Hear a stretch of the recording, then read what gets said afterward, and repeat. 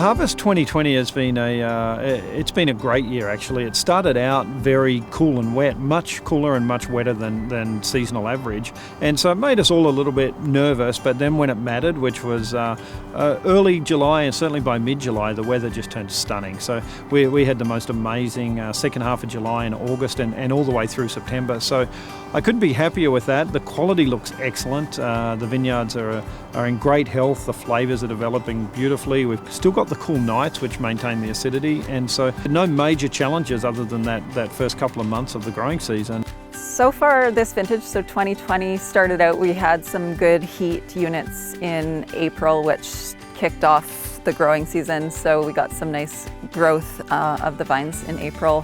However, May and June ended up being very wet and cool, so it slowed things down quite a bit. Mid-July we started to see some really nice heat, and all the way through August, so things started to catch up again.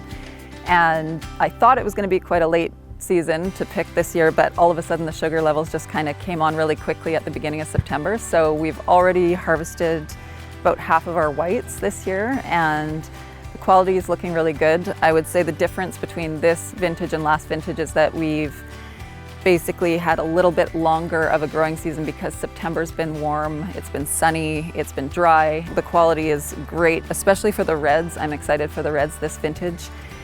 With this extended heat into the fall and some dry weather, we're seeing a lot of flavor development come on without having super high sugar levels this year as well. So the whites right now, they look great. We're just about to harvest some of the later ripening whites, which Pinot Blanc is still out there to pick. We've got Viognier that's going to start to come in right away as well, and the flavors are looking good. 2020 is a very interesting vintage, just like the whole year in general. Started off pretty cool and wet, and what that did was right during berry set, we're getting about 30% less crop, and we think that's due to the rain at berry set. Their clusters are a little smaller, they're a little more patchy and sparse, so you're getting berries getting a lot more sunlight. Talking with the viticulture teams, we think this is going to create more tannins in the wine because you got a lot more sun hitting around the whole berry, not being blocked out by several berries. Obviously, quality is going to be a little bit up, I think, overall because of concentration. Now, take the same amount of grapes and lose 30%, you're getting less yields. They create bigger, stronger red wines. So I think the quality is going to be really, really good. We are completely at the mercy of what Mother Nature is going to do. In June, it was very wet and rainy and cold. Not all the flowers on the cluster were actually going through, and so we have lighter clusters. So for us, this weather that we have right now, blue sky, warm temperature, it's like 25 degrees Celsius outside. It's perfect for the ripening process. We've had a beautiful fall. We've had a great 4-week span of warm, sunny weather that, although we had a late spring, this late great weather push is really bringing us to what could potentially be a great vintage. We had a really cool, wet, late start to the summer, and we were, there was concern for maybe an underripe year, which we get, 1 out of 10 years. It's not very often, but this early on was showing the potential to be that. But once summer came, it didn't leave us, and we've been warm and sunny for almost 8 weeks straight now. I think the biggest challenge so far for us has been the start of the growing season.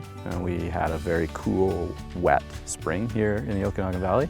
That being said, the vineyard guys did an awesome job at controlling vigor, managing the vineyard in a way that we got these really big, healthy canopies, but we still have nice, clean fruit, and things are ripening on a really, really nice kind of trajectory. So while I see the weather as the biggest challenge so far, I think the vineyard guys have actually managed to turn it into what looks like it's going to be a really spectacular harvest in terms of quality. The Pinot Gris is looking really good. The sugars are coming along. We're going to be looking at a slightly zippier style, I think, this year in 2020, but we're also looking at a very good moderate crop, very high quality, small bunches. We're going to have lots of flavor and lots of extraction off of this. I couldn't be more excited. This is my 11th harvest in the Okanagan Valley, and it's probably the one I'm most excited for.